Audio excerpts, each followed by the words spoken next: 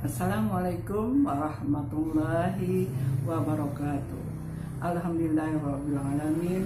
Wassalatu wassalamu ala asrofil anbiya wal mursalin wa ala alihi wa sahbihi ajmain. Rabbi shrahli sadri wa yassirli amri wahlul 'uqdatam min lisani yafqahu qawli. Berjumpa lagi di video saya Rusana Channel. Pada kesempatan ini saya akan menyampaikan tentang berhutang. Selanjutnya yang saya akan bahas adalah bagaimana kita menghadapi orang-orang yang berhutang kepada kita. Yang selanjutnya juga saya akan membahas tentang pertanyaan-pertanyaan yang disampaikan kepada saya, yaitu mengenai hutang, bagaimana caranya. Yang pertama yang saya akan sampaikan yaitu tentang hutang. Bagaimana caranya kita menghadapi orang-orang yang berhutang. Di dalam Al-Quran dikatakan, di surat Al-Baqarah 260 dikatakan, jika ada orang yang berhutang, maka berilah ia tangguh atau waktu sampai waktu yang ditentukan. Dan kalau lebih baik dinafkahkan atau disedekahkan. Kalau memang yang berhutang itu benar-benar tidak mampu, jadi bagi yang memberikan hutang, apalagi orang yang berhutang itu orang yang mampu, itu bisa kita sedekahkan.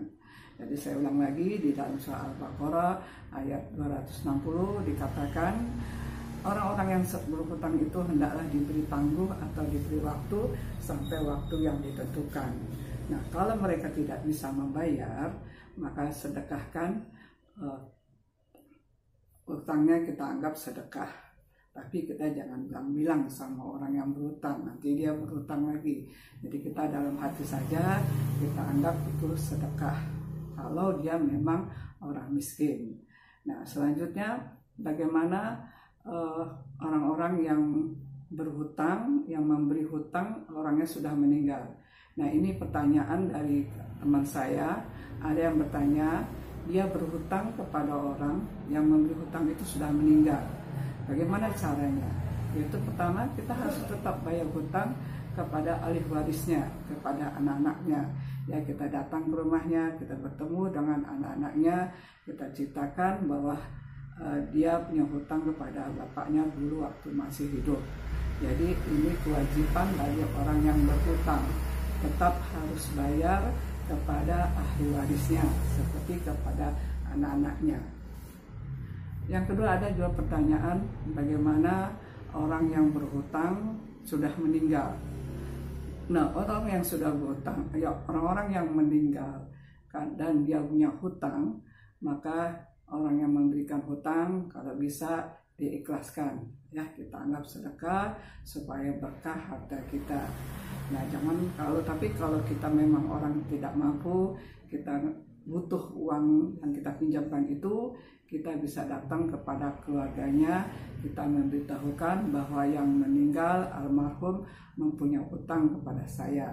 Nah, jadi itu penjelasan jawaban dari saya pada teman-teman yang bertanya kepada saya. Mungkin pertanyaan ini ada juga menyangkut kepada teman-teman yang lainnya. Yang pertanyaan yang ketiga adalah bagaimana ada orang yang sengaja tidak mau membayar. Dia mengulur-ulur waktu, sengaja tidak membayar. Kerjaannya memang berhutang, di sana ke sana sini dia berhutang, dan sengaja dia tidak mau membayar hutang. Nah, orang semacam ini, orang yang sengaja tidak mau bayar hutang, padahal dia punya uang, punya harta, tetapi dia selalu menunda-nunda, mengulur waktu, maka Allah akan menyulitkan kehidupannya dan akan dipersulit segala urusannya. Nah, itulah akibat orang-orang yang sengaja tidak mau membayar hutang. Nah, bagaimana caranya supaya kita mendapatkan rezeki? Karena di sekitar kita, di masyarakat, banyak orang yang berhutang. Ada orang berhutang lewat bank, ada orang berhutang lewat rentenir, ada yang berhutang di teman atau saudaranya. Nah, kalau ada orang yang berhutang kepada kita, itu kita harus ada tulis ya, ditulis dengan perjanjian, ada tanda tangan. Nah ini untuk bukti, karena di Al-Quran juga dikatakan jika ada di antara kalian yang berhutang, maka ada saksi atau ditulis dan tanda tangan. Tapi kalau pinjamnya 150.000 mah nggak usah. Nah ini mamanya pinjam di atas 500, nah ini kan besar ya, tidak kecil, itu ada tanda tangan, ada bukti. Karena ada pernah pengalaman teman saya, ada dia pinjam uang dengan jaminan emas. Ternyata orang yang minjem uang itu meninggal, dan jaminannya ternyata pas dicek ke tukang emas, emasnya palsu. Nah ini kan repot ya, tidak ada tulisan, tidak ada pesan, tidak ada tanda tangan, jadi kita juga susah menuntutnya karena kebetulan uang jaminannya adalah barang emas yang palsu. Nah berikutnya saya akan menyampaikan bagaimana sih cara untuk mendapatkan rezeki dengan mudah. Yaitu yang pertama adalah selain kita berusaha dengan semangat, dengan gigih, kita sholat.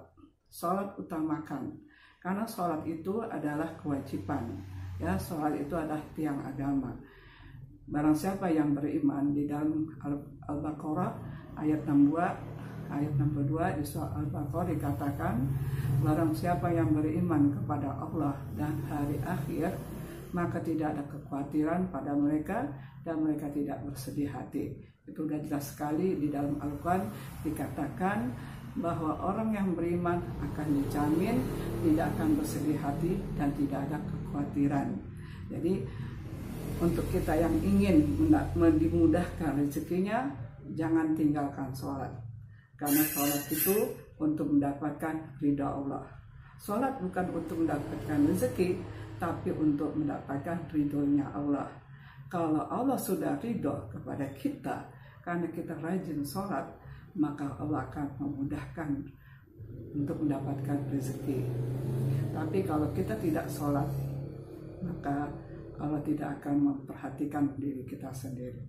Ya, yang kedua adalah kita rajin sholat duha. Ya, kenapa kita diperintahkan untuk sholat duha?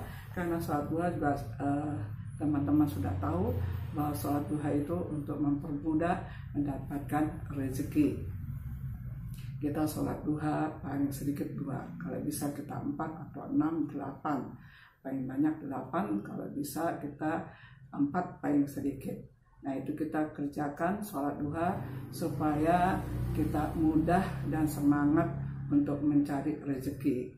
Yang kedua adalah membaca surat Al-Waqiah. Ya, Waqiah itu untuk apa ya? Ya selain kita membaca, kita dapat pahala dan juga kita dimudahkan untuk mendapatkan rezeki. Membaca Al-Waqiah tiap pagi, ya sebelum kita usaha, sebelum kita berangkat untuk mencari rezeki, kita baca, kita sempatkan waktu untuk membaca surat Waqiah. Yang selanjutnya adalah sholat tahajud. Sholat tahajud itu kita insya Allah kalau kita rajin sholat tahajud, semua keinginan kita semua dimudahkan oleh Allah. Ya Allah akan memudahkan dan mengangkat derajat kita. Jadi kita disempatkan sholat tahajud di tengah malam atau sepertiga malam atau sebelum azan. Jadi kita diperintahkan untuk sholat tahajud supaya kita dimudahkan dalam urusan kita. Yang selanjutnya yaitu bagaimana untuk mendapatkan rezeki dengan mudah. Kita usaha dengan bersungguh-sungguh sambil berdoa kita kepada Allah. Jangan lupa kita rajin berdoa kepada Allah. Allah tidak bosan mendengar doa kita. Allah senang mendengarkan doa kita. Ya, kita jangan sampai kita bosan berdoa, bosan nggak dikabulkan, karena doa itu tidak langsung dikabulkan. Allah akan melihat kesabaran kita dan ketakwaan kita untuk menghadapi cobaan hidup ini. Nah itu yang pesan saya yang pertama tadi, yaitu kita selalu sholat, jangan sampai kita tinggalkan sholat. Sekali kita meninggalkan sholat, maka itu ada titik hitam di dalam hati kita. Kalau kita sering nggak sholat, maka titik yang hitam itu di dalam hati kita itu akan besar dan menutupi hati kita, dan susah sekali untuk mendapatkan petunjuk. Kalau kita sering-sering tidak sholat, ya akan menutup hati kita dengan titik yang besar, titik hitam. Setiap kita nggak sholat, itu akan terbentuk titik hitam kecil di hati kita. Lama-lama titik hitam itu menjadi besar, menutupi hati kita untuk mendapatkan hidayah dari Allah. Demikianlah bagaimana caranya kita menghadapi orang-orang yang berhutang, dan bagaimana caranya kita mendapatkan rezeki.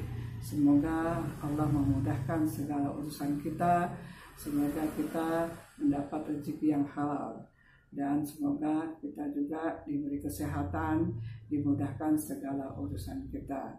Hadanallahu wa iyyakum ajmain. Assalamualaikum warahmatullahi wabarakatuh.